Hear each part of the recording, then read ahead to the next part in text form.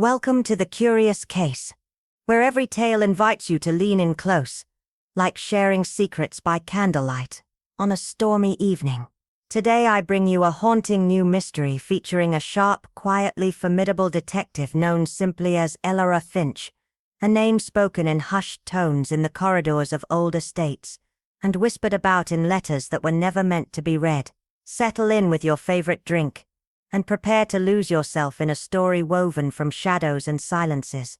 And if you'd like, drop a comment and tell us where you're listening from. I love knowing where our curious little mystery circle gathers. Let's begin. The envelope arrived wrapped in deep green wax, the seal etched with a sigil Elora hadn't seen in nearly 2 decades. It bore no return address, only a name scrawled with deliberate restraint. Thorncrest. A name that echoed like the sound of footsteps on cold stone. Elora stared at it a moment longer than necessary before slicing it open with the same brass letter opener she'd once used to expose a forger in Vienna. The letter inside was brief, urgent, unsigned. A wedding. A request. A warning, hidden between the lines. We require your presence. Something is amiss. Thorncrest Manor stood cloaked in morning mist, a towering silhouette against the wild cliffs of Dunsloe Bay. Once a place of laughter and scandal, now a shell of its former self, timeless and brittle. As Elora stepped from the car, her coat catching the salted wind, she noted the cracked gargoyle by the west tower still missing its left eye since the fire of '83. The welcome was polite, but too swift. Servants moved like ghosts, and every corner seemed to hold its breath. Inside, the bride-to-be, Isadora Thorne, was radiant in a way that felt rehearsed. Her eyes flickered too often to the window, as if expecting someone or something. The groom, Lord Alaric Vale, was charming, attentive, but his gaze held the cool calculation of a man used to secrets. A shattered wineglass in the library, a veil gone missing, a chamber door that opened without a sound in the middle of the night. Elora watched. She always watched. A moment between the mother of the bride and the family's solicitor, an argument masked by smiles. The father's toast, shaken not from age but from fear. The manor itself seemed to exhale unease. And then the discovery, a journal, half burnt, hidden in the hollow of an old piano, pages inked with a name long thought dead.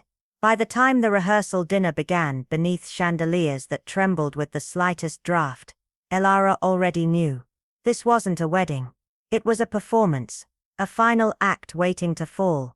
The knife used to cut the cake had once belonged to a woman whose disappearance had never been solved.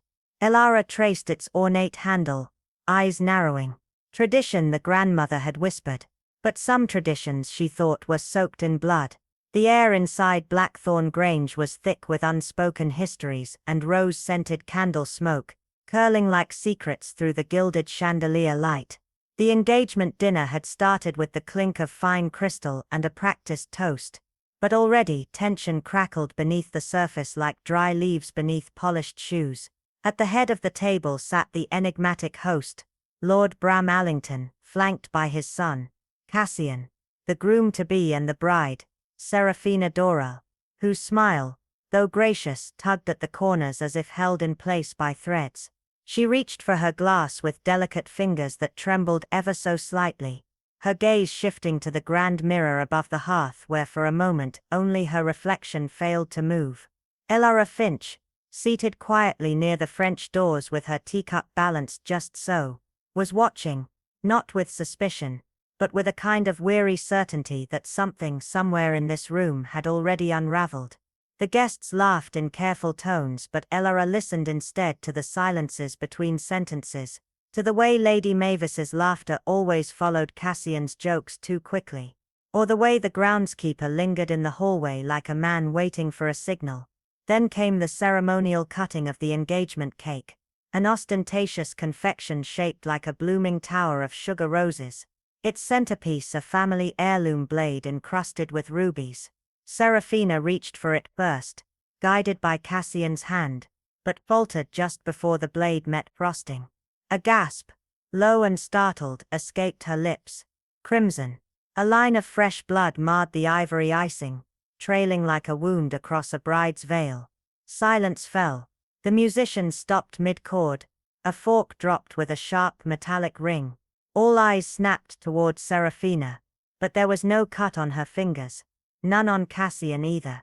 Elara stood slowly, her eyes fixed on the blade now resting atop the cake stand, its edge still gleaming wet. Blood without a wound. She moved through the hush like a shadow, toward the faint trail that led from the table to the hall, small droplets at first, then smears along the herringbone floor. It led to the solarium. There among the orchids, lay a figure collapsed across a velvet chaise. Lady Mavis. The same laugh now stilled forever, her throat marked with a clean deliberate slice. The ruby handle of a second blade protruded from beneath the hem of her gown. Panic erupted in waves behind Elara, but she did not flinch. She noted the blood beneath Mavis's nails, the torn lace at her wrist, the faint perfume not her own. Cassian burst in, wide-eyed, calling Serafina's name, but she was already gone. Somewhere in the manor, a door creaked closed. In the drawing room, the family butler quietly locked the liquor cabinet and pulled the curtains shut. Elara turned to Bram, who stood rigid, hands clasped behind his back. He said nothing, only met her eyes with the weary stare of a man who had seen this before. Not this death, but this reckoning. She knew then that this engagement was never meant to unite two lovers. It was meant to quiet a scandal, bury a secret. But secrets, like blood, never stay buried for long. At the heart of the Ashmere estate, where the fog clung low and ivy crept like whispers along the manor walls, the engagement weekend was unraveling faster than the hosts could pour champagne. What began as a grand celebration of love between Evander Blackmore and Camilla Dawn had soured into something colder, something deliberate. The guests, all carefully selected and dressed in silks and secrets, had begun the evening smiling behind their flutes, but by dawn the air was thick with accusation. The first sign something was wrong came not with a scream, but with a silence so complete it rang in the ears. Lady Iris Fairfax had gone missing. Her glove still sat on the chair in the music room, her wineglass half full, lipsticked at the rim. Camilla, poised but pale, claimed not to have noticed. Evander said she'd excused herself early, but Elowen Vale, a quiet woman with sharp eyes, who had once worked in archives for the ministry, knew better. She had seen Iris slip into the library after Lord Alcott, whose voice had been heard raised earlier that evening, about money, land betrayal. Elowen watched from the solarium now, her tea untouched, her gaze darting from the crackling fireplace to the increasingly twitchy guests. Lady Selene wore her diamonds like armor, her eyes fixed on nothing but Evander, and not with fondness. She had once been his tutor's wife, until scandal took care of the title. Camilla's brother Felix, flushed and jittery, kept checking his watch like he was waiting for something or someone to arrive. But the real tremor beneath it all was what they found behind the bookcase. Just after breakfast, Lady Iris, her neck broken, eyes wide open, her hand clutching a single earring that wasn't hers. The other was still in the ear of the governess, Elise Marin, who'd only just returned to Ashmere after a 10-year absence, claiming to seek reconciliation with the family, who'd dismissed her. Eluan observed as Inspector Hadlow arrived, grim-faced and slow to speak. He began asking questions, but it was clear he was already being fed answers, too neat, too rehearsed. Eluan listened instead to what wasn't said. The way Camilla refused to meet Elise's eyes, the way Felix flinched when asked where he'd been after midnight, the tremble in Evander's voice when he claimed to love Iris like a sister. The staff whispered of an argument, of threats exchanged by candlelight, of a letter Iris had meant to deliver. But no letter was found, only the second earring, discovered in the ashtray beside Lord Alcott's chair. The ash was still warm, as guests were asked not to leave. As the storm rolled in, and the phones mysteriously went out, Eluan folded her shawl tighter around her shoulders, and retreated once more to the solarium, where secrets settled heavier than dust, and the truth, like the storm, was only just beginning to break.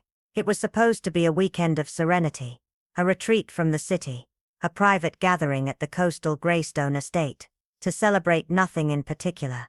Yet everything at once, the engagement of Lysandra Wren and Matthias Vella, the restoration of the family chapel, and the return of the enigmatic cousin Thalia, who had been gone for 8 years, and had sent no letters back. But serenity was a word that had long abandoned Greystone. By the time the first wine bottle was uncorked, a storm had begun to brew, not just in the clouds, but in the rooms, glances, and hushed half-conversations. On the second evening, during a toast that had grown tepid with too many raised glasses, and too little sincerity, a scream rang from the northern wing, raw, sharp and real. Everyone ran, of course, except for Lysandra, who stood still, her eyes locked on the stained glass window above the hearth, as though she'd heard this sound before. They found Hugo, Matthias's brother, slumped at the foot of the grand staircase, his neck twisted unnaturally, a thin line of blood trailing like punctuation down the marble steps.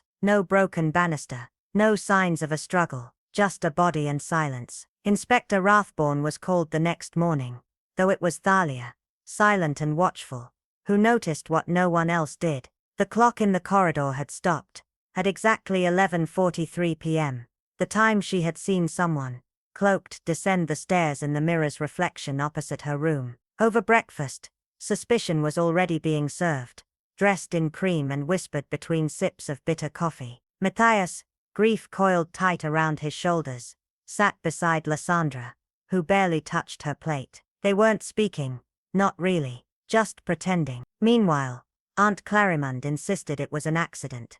Hugo had always been clumsy, but her fingers trembled when she buttered her toast, and she never once met Thalia's eyes. Later that day, as the sea crashed violently against the cliffs, and the staff busied themselves with tasks they'd done 100 times before, but now performed like they were walking on glass, the housekeeper, Mrs. Kelthorne, mentioned in passing to Thalia that Hugo had been seen arguing with Lysandra 2 days earlier, about an old will, something rewritten, something hidden. But it was what Thalia found later, tucked behind the chapel's loose stone, a gold cufflink crusted with dried blood, and a tiny scrap of torn paper bearing the words, "It ends tonight," that made her pause. It wasn't Hugo's cufflink, nor Matthias's. It belonged to Alaric, the tutor's son turned financier, who had arrived uninvited, and who had spent the entire evening watching Lysandra with something between contempt and longing. As thunder rolled in from the sea, and the house grew quieter, the estate had begun to hum with the kind of silence that swallows truth whole. One guest dead, one watching, one hiding, and one lying. Thalia returned to the sitting room where the others had gathered, the fire crackling too cheerfully, and took her seat beside the piano. She said nothing at first, only looked at the cufflink in her hand, and then at each of them, one by one, her voice soft but steady, as she finally asked the question. No one dared. Who said it ends tonight? The gloves discovered behind the gardener's shed were far too pristine in their presentation, angled just so, as if they'd been gently arranged rather than carelessly discarded, their crimson-stained fingertips barely crusted, still damp, as though someone had timed their discovery to the minute. Miss Eloan Bramble, seated in her usual armchair near the bay window of the Everley Estate's west parlor, turned the detail over in her mind with quiet gravity. It was not the presence of the gloves that unsettled her, it was their precision. They hadn't been dropped in panic, they had been left with intention, a message perhaps, or a trap. Eloan had lived too long and seen too much to believe in convenient evidence. She'd learned over decades of quiet observations and forgotten conversations that when clues appear too quickly, too clearly, they are seldom what they seem. So when young Amelia Thornwell, the housemaid with eyes like startled glass, claimed she had seen no one enter the garden between dusk and midnight, Eloan didn't question her words. She studied her pulse, her blinking, the way she held the tea tray just a little too tightly. Something was being hidden, not in the facts but in the spaces between them. And then there was the mention, fleeting, almost accidental, by Mrs. Fenton, the cook, of Alicia Vale, being seen just 2 nights before the incident, standing beneath the weeping ash tree, near the edge of the estate grounds, in deep and hurried conversation with a man no one recognized, a figure dressed in dark wool and anger. Alicia, the bridesmaid with the lace gloves and the easy smile, who charmed every room but never spoke much of her past, who had died not quietly, but violently, alone, and far too soon. It was Mrs. Thistle, the retired schoolmistress, who let slip in a whisper to no one in particular that she'd overheard Alicia saying something sharp and final to someone just outside the chapel door. "You can't ruin this for me. Not again," she had said, her voice tight with rage, and something more brittle. Not fear, not love, power. That was the word Aloan thought of now. Alicia had power, or believed she did, and someone had taken that from her. Not out of madness, but control. Deliberate, cold, thought out. Aloan narrowed her eyes, the lace curtain swaying gently behind her, as the sea wind tapped the glass in soft pulses. This wasn't jealousy. This wasn't a crime of passion. This was architecture, a murder built with blueprints and time. The gloves were the first stage of misdirection. But Aloan Bramble was not a woman easily misled. The story behind Alicia's death wasn't buried beneath bloodstains and whispers. It was hidden in plain sight, in what people refused to say, in the space between the creak of the floorboards and the echo of unsaid names. And she would find it, piece by piece, until every polished lie cracked open to reveal the truth writhing underneath. The following morning, under a sky heavy with unshed rain, Aloan Bramble found herself at the ivy-framed doorstep of Miss Henrietta Crowe, Aurelia's former tutor, and by all accounts, the closest thing the late girl had to a confidant outside the tight web of the Everleigh household. Henrietta, now a retired academic with a sharp memory, and an even sharper instinct for discretion, welcomed Aloan with the practiced formality of someone long accustomed to holding secrets behind porcelain smiles. Their conversation unfolded with a natural rhythm, beginning with flowers and weather and winding with quiet inevitability. Aurelia wasn't the innocent creature the papers are making her out to be, Henrietta said at last, her voice low and crisp as the wind that stirred the lace curtains. She was brilliant. Yes. But dangerous in ways she didn't even understand. Aloan tilted her head slightly, not interrupting. She liked leverage. Not money, no, never that. But influence. She once said to me, half in jest, that the truth wasn't nearly as important as who owned it. And I fear, she added, her eyes distant now, that someone finally decided to take it back from her. Aloan pressed further, gently. And what emerged was a story painted in half-truths and quiet dread. Aurelia had recently come into possession of something.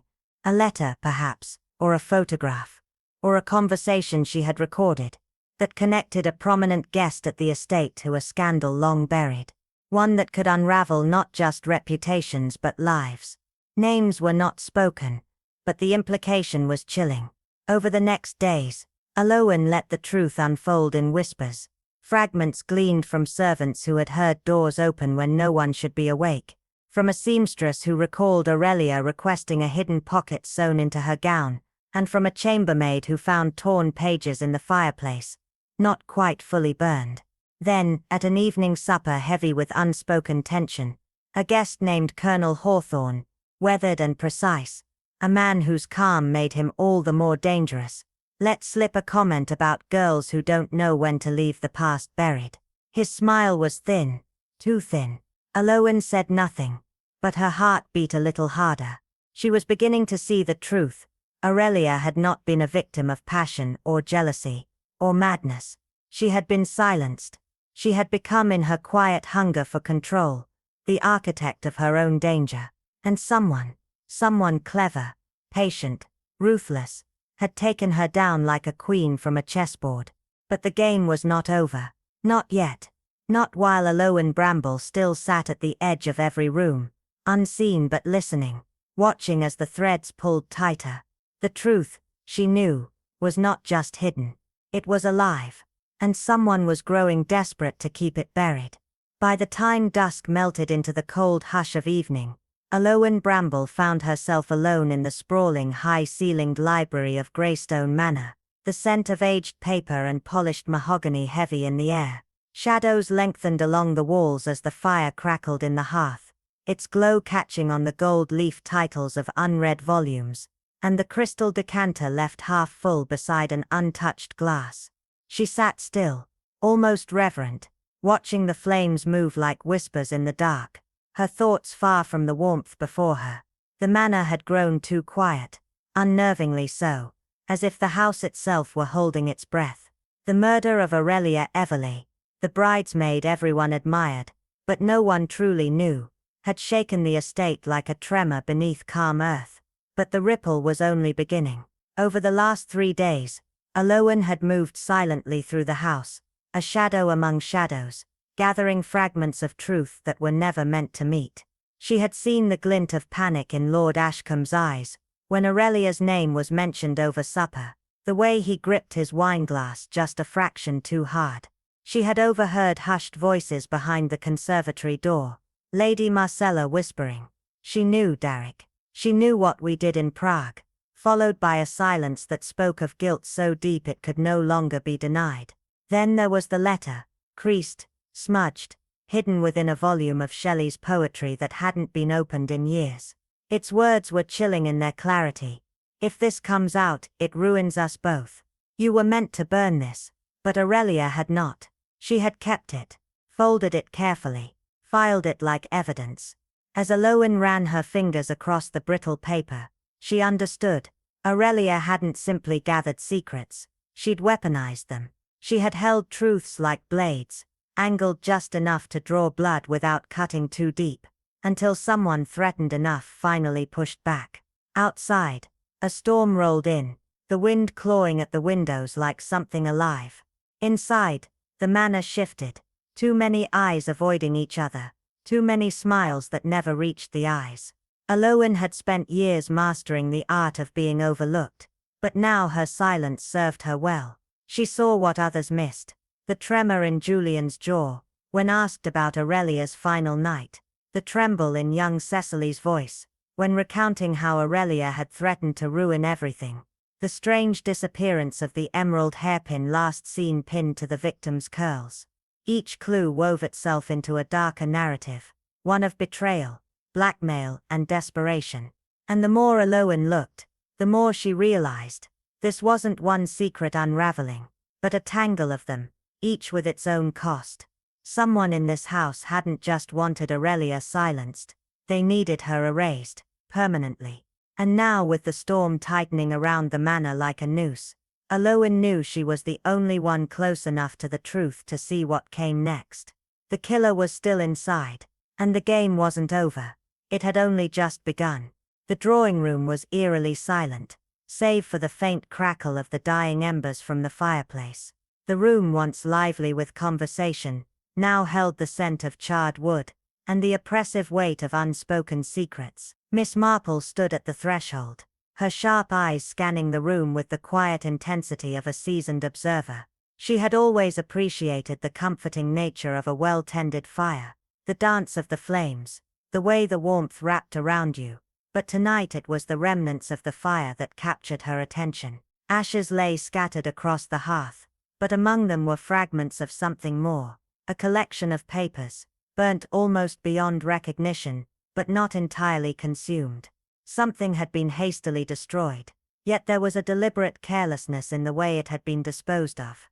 It was the kind of mistake one might make, if they were trying to get rid of something important, yet couldn't bring themselves to fully commit to the act. Her heart quickened as she approached the hearth, each step deliberate, each movement thoughtful. Miss Marple had learned long ago to trust her instincts, especially in moments like this, when something felt slightly off. Kneeling down, her eyes narrowed, and with a steady hand, she began to sift through the debris. Beneath the crumbled ash and burnt paper, her fingers brushed against something that felt oddly solid. A letter.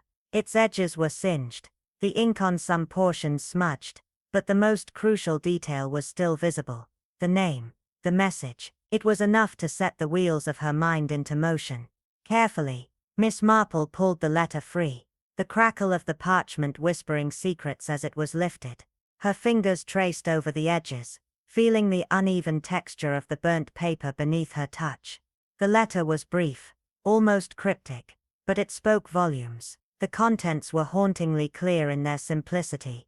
A brief mention of betrayal, of a long-buried secret, and then, as if it were the key to unlocking the mystery itself, a single word appeared: Oxford. The name floated in her mind like a candle's flame in the dark, flickering, yet burning bright. Oxford. That name had a gravity to it, a weight that demanded attention. The revelation hit her with startling clarity. This wasn't just a location, it was a pivotal clue that held the key to understanding everything that had been unfolding in the village. The letter had been destroyed, burned almost beyond recognition, but it didn't matter. What was important, what Miss Marple understood in that moment, was that the secret the letter spoke of was tied to something far more significant. Someone had been hiding something, and that something was tied directly to the past, to Oxford, and most crucially to Julian. The mention of Oxford had brought Julian to the forefront of her thoughts. She had heard whispers about him, fragments of conversation, mentions of his time at the prestigious university. But, like so many things about Julian, it was always vague, never specific. She had noticed the nervousness in his gaze when his time there was brought up, the way he always steered the conversation away from anything too personal. The more Miss Marple thought about it, the more she realized that there was something profoundly off about Julian's behavior. Polished, well-mannered and charming as he appeared, there was something unnerving about him. A carefulness, a practiced perfection that was just a little too smooth, a little too rehearsed. Could it be that beneath that perfect exterior lay a man with a dark secret, something so shameful that he had learned to bury it beneath a carefully constructed mask of civility and control? The more Miss Marple pondered, the more likely it seemed. Julian had always been just a little too perfect. His smile, always too wide, too eager, had never quite reached his eyes, as though he were performing a role he was terrified of forgetting. The past he had once so carefully hidden seemed to be leaking out now, and Miss Marple was determined to discover the truth.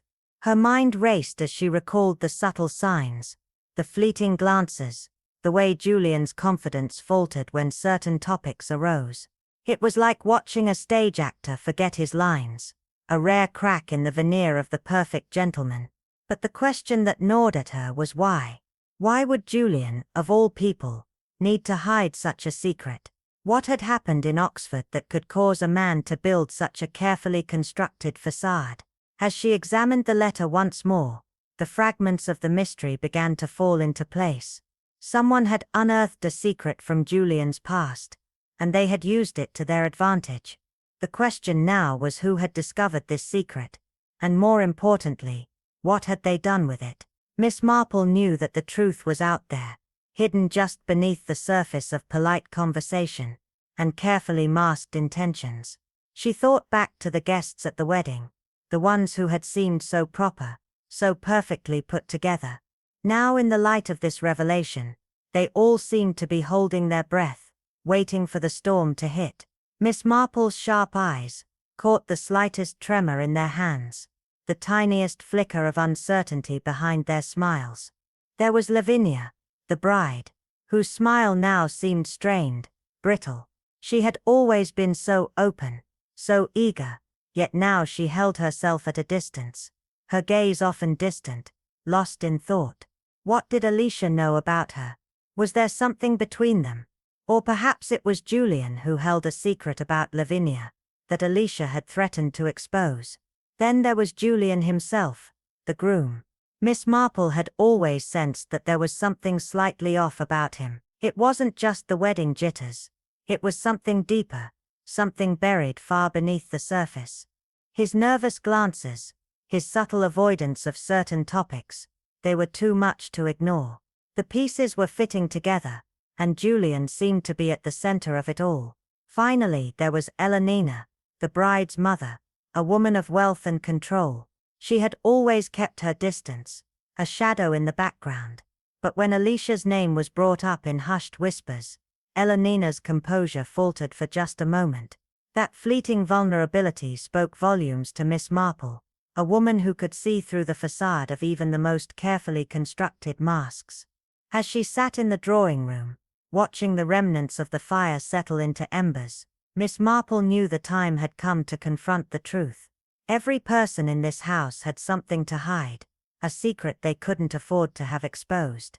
Alicia had known it, and she had used it to her advantage, weaving a web of blackmail and manipulation. But now, with the letter in hand and the knowledge of what lay beneath the surface, Miss Marple was ready to unravel the mystery. It was no longer a question of who had the motive. It was a question of who would be willing to go to any lengths to keep their secrets buried. And Miss Marple was certain of one thing: the truth was far darker than anyone could have imagined. The veil of suspicion surrounding Julian began to lift, but only to reveal something far darker lurking beneath. Miss Marple's sharp eyes had long since seen through the charming facade he wore, a mask of civility that hid the cracks of his past.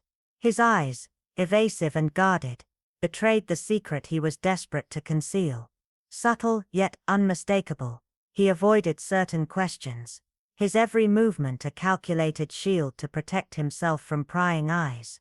The letter she had found, burned yet still legible, held more than just an accusation. It spoke of betrayal, of a secret buried deep within Julian's past. A secret powerful enough to drive Alicia to threaten him with exposure. But what could this secret be?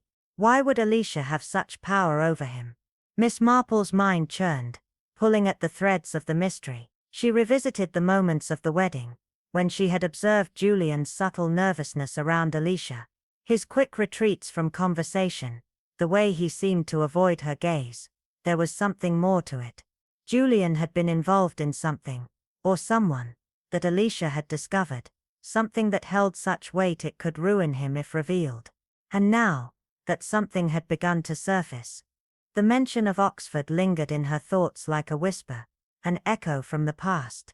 Julian's time at the university had been a topic he rarely discussed, yet he couldn't hide his discomfort whenever it came up.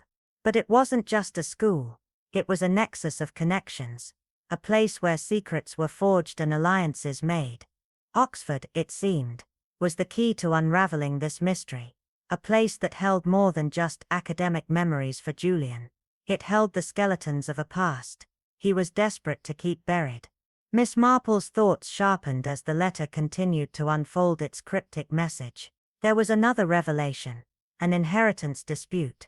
The reference was not vague or elusive, it was pointed, direct. Alicia hadn't just been blackmailing someone for personal gain, but for something far more tangible: money. Not just any money, but an inheritance, something with the power to shift the balance of power and wealth in a family. The implications were staggering. Alicia, it seemed, had uncovered a hidden financial dispute, one that could tear apart the carefully constructed lives of the family involved. Her mind raced back to the wedding guests, the family: Lavinia, Julian and Elenina. Had they been involved in this financial mess? Was this the true source of the tension, the reason Alicia had threatened them all? It seemed likely now. The letter was clear. Alicia had something of great value, something so powerful she could use it as leverage against them all. A forged will, a hidden heir, perhaps a fortune that had been concealed for years. The stakes were far higher than Miss Marple had initially imagined. Alicia had not just been toying with people's hearts, she had been playing with their futures, threatening to expose a secret that could destroy everything they held dear. The question now was who would be willing to go to any lengths to stop Alicia from revealing this secret. Julian, with his polished reputation, might have been desperate to protect his status. Was he the one who had been pushed to the brink, forced to do something unthinkable to keep the secret safe? Or was it Elenina, the fiercely protective mother, determined to safeguard her family's legacy and ensure that the truth of the inheritance never came to light? The more Miss Marple considered the possibilities, the clearer it became: the mystery had evolved. It wasn't just about uncovering a murder or a betrayal. It was about power, wealth, and the lengths to which someone would go to protect it. As Miss Marple sat quietly, the pieces of the puzzle fell into place. The quiet tension at the wedding, the nervous glances, the hushed conversations, all pointed to one undeniable truth: there was far more at stake than a simple inheritance dispute. This was a game of shadows, of secrets so deeply buried that they threatened to consume everyone involved. And in this game, Alicia had been the player who held all the cards. But someone, Miss Marple was certain, had been willing to do anything, to kill perhaps, to keep the truth hidden. The stakes had never been higher, and with every new revelation, Miss Marple could feel the tension build. The game was far from over. It was only just beginning, and she, as always, was several steps ahead.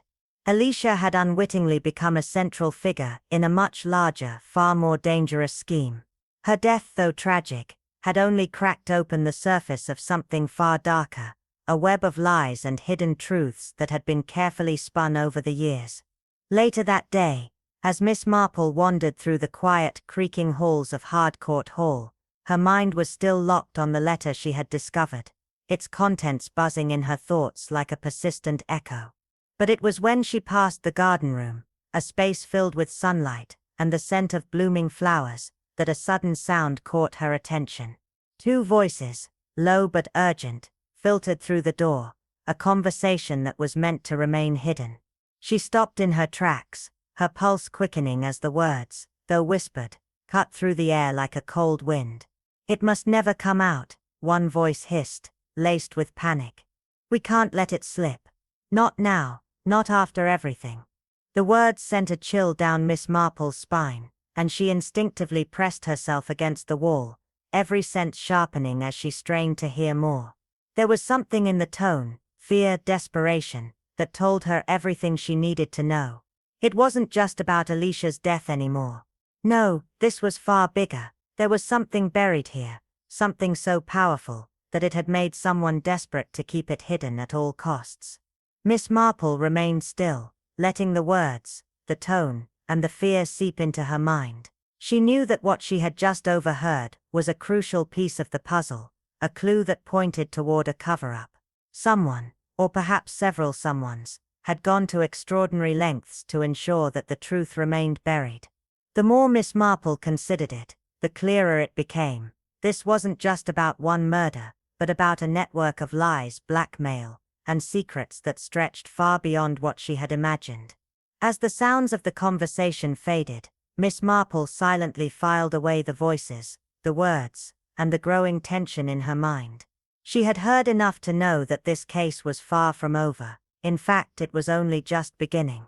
The real mystery had shifted into a new realm, a labyrinth of motives and hidden truths where every person seemed to be carrying a secret so dark that revealing it could bring everything crashing down. That evening, Miss Marple found herself walking through the peaceful and quiet Willow Lane, a place she had always found oddly comforting. The soft rustling of the leaves in the wind, the distant tick of a clock that seemed to echo in the otherwise silent evening, all gave the lane an air of tranquility. It was a place that seemed to cradle its secrets, much like the woman she was about to visit, Mrs. Zanstruther. The widow lived in a modest cottage that, like her, was unassuming and neat. Miss Marple had met Mrs. Struther only a few times, but there was something about the woman's quiet demeanor that suggested a deeper connection to the mysteries of the world around her. As Miss Marple approached the cottage, she couldn't help but notice the sense of calm that seemed to radiate from it.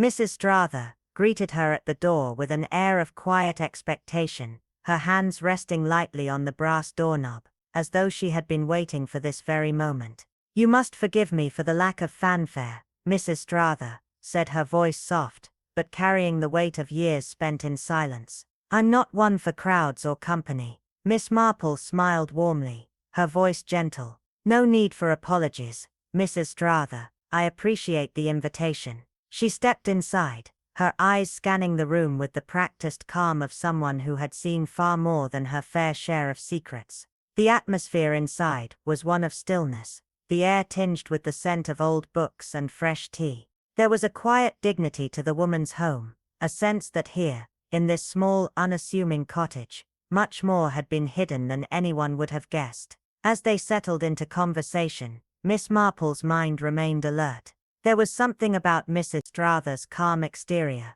that suggested she too held a key to the mystery unfolding around Alicia's death.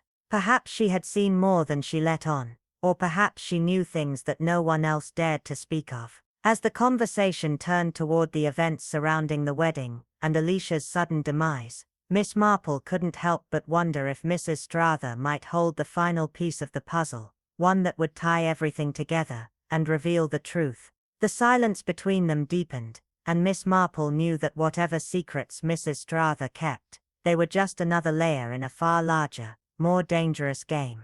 The stakes were rising, and Miss Marple was already several steps ahead, waiting for the truth to reveal itself. The house was an exercise in quiet elegance, each room furnished with purpose and precision.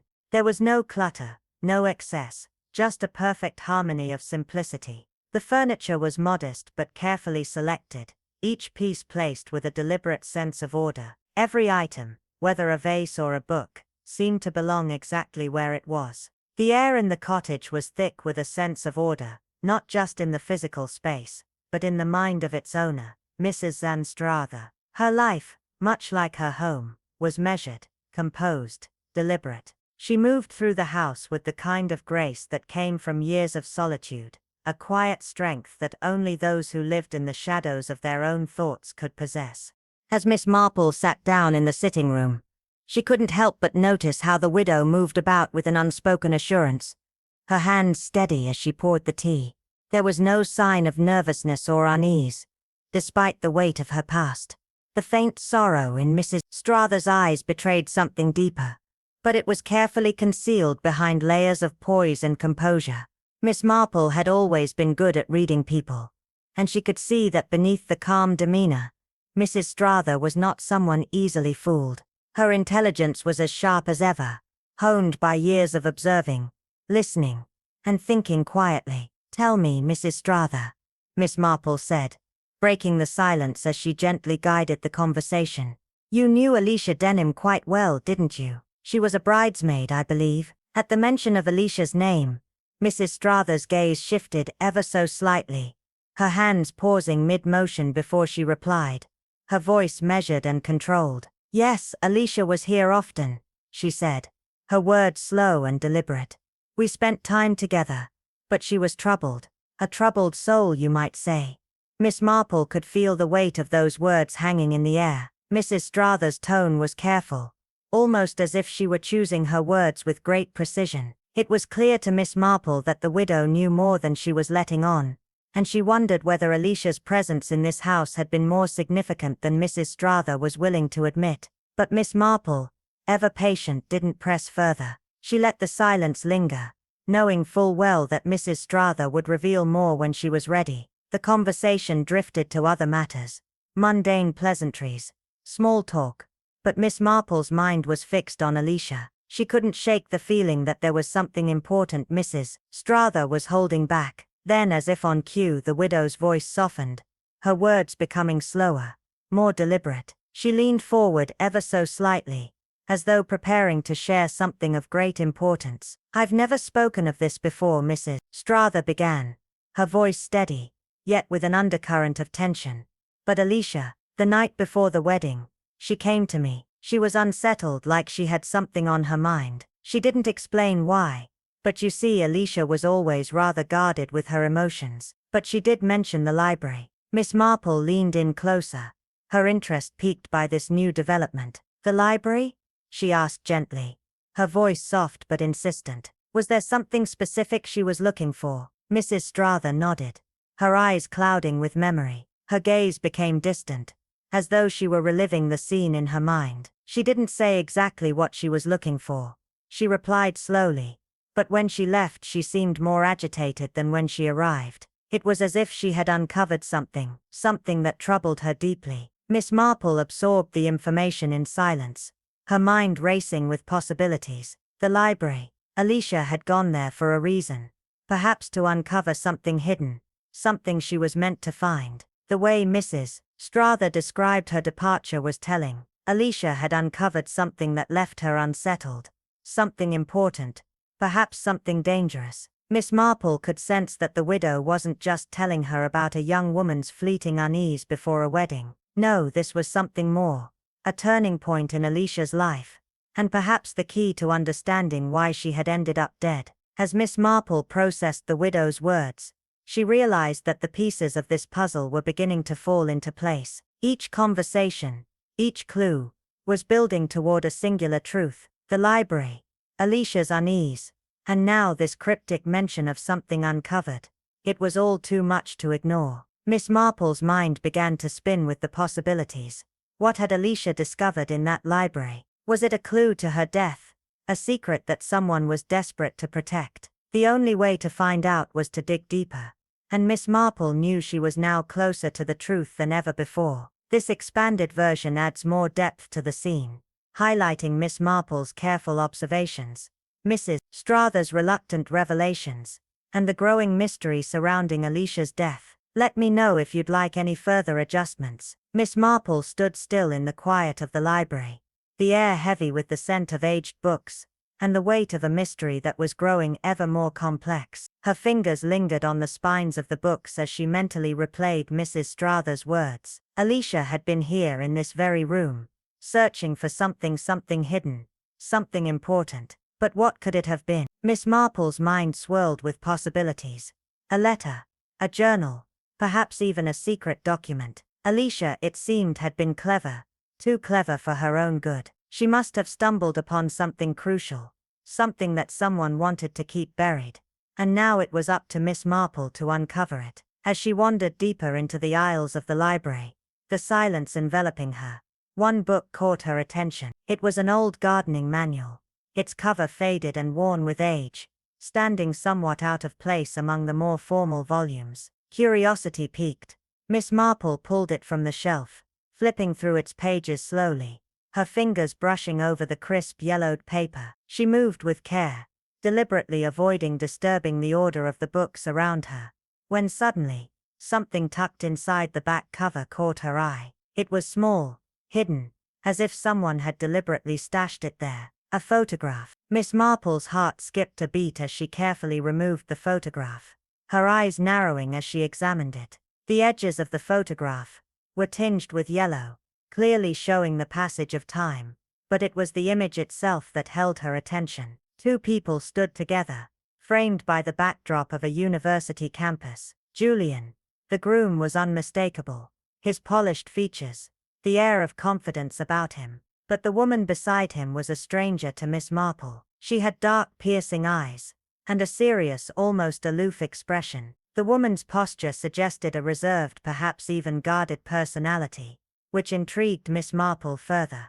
But it was the inked circles around their faces that caught her eye, the deliberate marking, as if someone had highlighted this connection for a reason. Why had Alicia, of all people, chosen to hide this photograph in such an inconspicuous place, tucked away in a gardening manual? The very placement of the photo seemed to suggest its significance, that it wasn't meant to be found, not in a book about flowers, of all things. Miss Marple's instincts flared as she pondered the implications. The photograph wasn't just a keepsake, it was a message, a hidden link to something buried deep, a connection between Julian and this mysterious woman. A connection Alicia had clearly known about and perhaps intended to expose. Miss Marple felt the weight of the moment settle over her.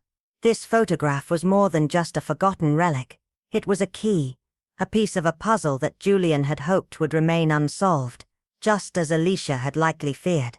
The woman in the photograph, Julian's secret connection, was a piece of the dark web that bound them all together. This was the breakthrough Miss Marple had been waiting for. A clue that would unravel the lies and expose the hidden truths. As she tucked the photograph carefully into her pocket, Miss Marple's resolve hardened. She knew now that she was on the right path, and the web of deception was about to come crashing down.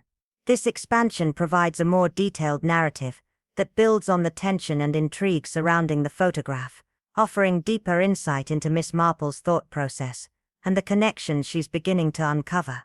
Let me know if you'd like any further changes. Miss Marple, her thoughts already churning with the revelations of the photograph, now found herself focused on the ceremonial cake knife, a seemingly trivial object that had been anything but. As she ran her fingers along its ornate handle, she noticed the subtle yet undeniable difference. The weight, the sheen of the metal, the unmistakable feel of it being heavier than what had been originally laid out by the kitchen staff. The knife in her hand was not the one that had been prepared for the occasion. It had been switched. There was no question about it. Whoever had swapped it had done so with intention, with knowledge, and with precision. This was no simple mistake, no accidental mix-up in the kitchen. It was deliberate, calculated. She felt a chill run through her as she surveyed the room, where the guests were still reeling from the shock, their faces pale and their voices shaking. The murder, the blood-soaked cake knife. These were the focal points, the details that had consumed the attention of everyone else in the room. But only Miss Marple, ever observant, had noticed the crucial inconsistency: the wrong knife had been used. And that could only mean one thing: someone had been involved, someone with far more at stake than anyone had initially realized. This was no longer just a crime of passion, but one with a hidden agenda, a careful orchestration that demanded her full attention. The smallest alterations, the most imperceptible shifts, were often the ones that held the greatest significance, and Miss Marple had honed this skill over a lifetime of solving mysteries. The knife itself was not the central issue. It was the fact that it had been switched, and more importantly, who had switched it. What was the motive? What was the story behind this subtle yet pivotal change? Determined to unravel the mystery, Miss Marple began speaking with the individuals closest to the scene. She questioned the kitchen maid first, who had arrived immediately after the ceremony to prepare the refreshments. Her account was straightforward enough, though her nervousness suggested she was holding something back. Next, the butler, who had been responsible for arranging the table, confirmed the maid's timing but offered little more. His testimony, though calm, lacked the usual precision that Miss Marple had come to expect from him, and there was something too neat about his version of events. He was playing his part, perhaps a bit too well, and that alone made Miss Marple's suspicions deepen. The guests, absorbed in the afterglow of the wedding celebration, were too distracted to notice anything unusual. Most of them had been too busy chatting and laughing to see any movements in or out of the kitchen. But one guest, her eyes slightly too wide, her lips pressed into a tight line, had mentioned something that piqued Miss Marple's interest. The remark had been subtle, almost offhand, but it was enough to make Miss Marple's instincts flare. Why had she said it? What did she know? Was this guest inadvertently giving away more than she realized? With these pieces slowly coming together, Miss Marple knew that this was no ordinary crime. The cake knife, the switched objects, the hidden motives, they were all parts of a much larger puzzle, one that was slowly revealing the intricate dark web of lies and deceptions woven by those who were determined to keep the truth buried. And Miss Marple, ever patient and ever sharp, was about to expose it all. The quiet web of mystery had become a loud call to action, and no detail, no matter how small, would escape her keen eye. Miss Marple's mind worked swiftly, piecing together the puzzle as she traced the subtle paths of movement through the estate.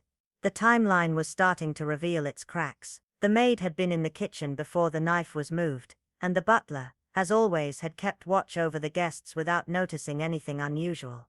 Yet someone had managed to slip through the cracks, unnoticed by all, someone with the perfect access to both the kitchen and the conservatory.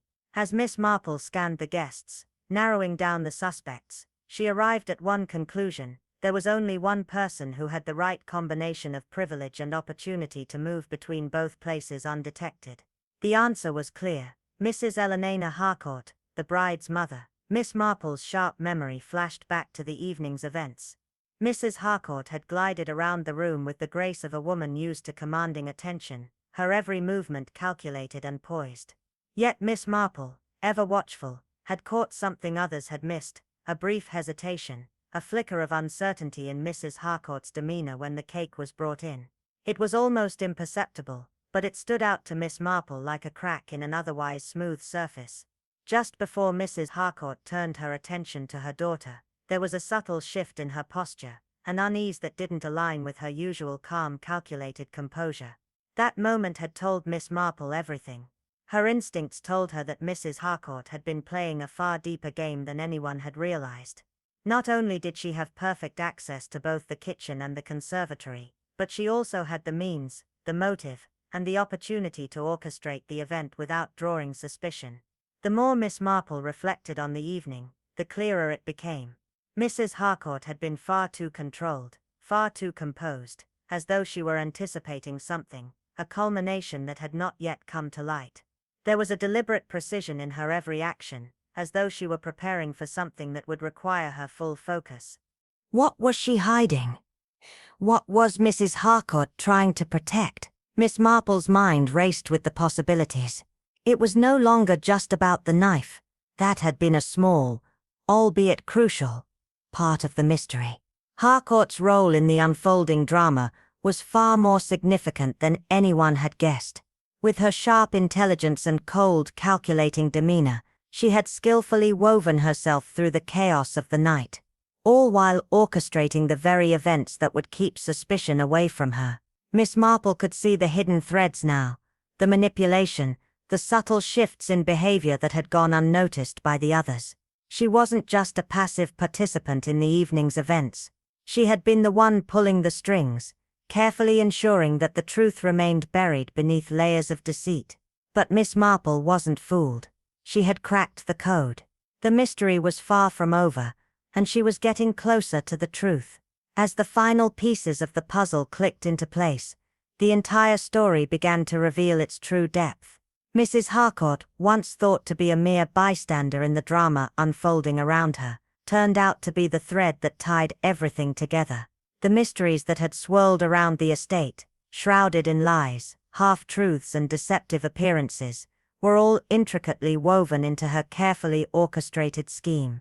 The photograph, the switched knife, the quiet manipulations, each element now made sense in the larger narrative.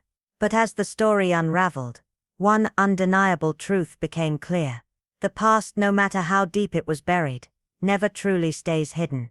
It always finds a way to claw its way into the light, whether through the concealment of a knife beneath the wedding cake, or the careful placement of a photograph between the forgotten pages of an old book. These long-held secrets, once locked away in the shadows, had inevitably resurfaced, demanding attention, pushing their way into the present. In the end, however, Miss Marple's quiet observation and uncanny ability to notice the smallest details had proven to be the true key. It was never about the obvious clues, the dramatic moments that grabbed attention, or the loud accusations that were thrown around in the heat of the moment. No, it was about those quiet, often overlooked moments, the ones that seemed insignificant to everyone else, that revealed the truth. The fleeting glance, the hesitation, the subtle shift in demeanor, all of these small signals spoke louder than words ever could. Miss Marple knew this well. She had always trusted her ability to see beyond the surface, to read between the lines, and to piece together what others couldn't. But as the puzzle drew to a close, the most pressing question remained unanswered. Why? Why had they done it? Was it out of desperation, a need to protect something at all costs, or was it greed, a desire for wealth or power, that drove them to such extreme lengths? Perhaps it was something even more complicated. Fear, guilt, or the twisted remnants of love that had morphed into something darker over time. Everyone carried their own hidden truths, but what happens when those truths finally come to light? What would you have done if you were in their shoes? Would you have kept the secret, desperate to preserve the fragile world you'd built, or would you have sought redemption, willing to face the consequences of your actions, no matter the cost? As the mystery reached its conclusion, the story became more than just a puzzle to be solved. It was an invitation for reflection, a call to examine the complexities of human nature, the reasons behind our choices, and the ultimate consequences of those choices. The truth, Miss Marple reminded us, isn't always the most obvious thing. Sometimes, it's just one question away, waiting for the right moment to reveal itself. So, as the credits rolled, Miss Marple left us with a challenge of our own. Share your thoughts. Did you guess the twist? Who did you think had the most to lose? And most importantly, what would you have done in their place? Share your theories, for the mystery doesn't end with the story. It lingers in the questions it leaves behind.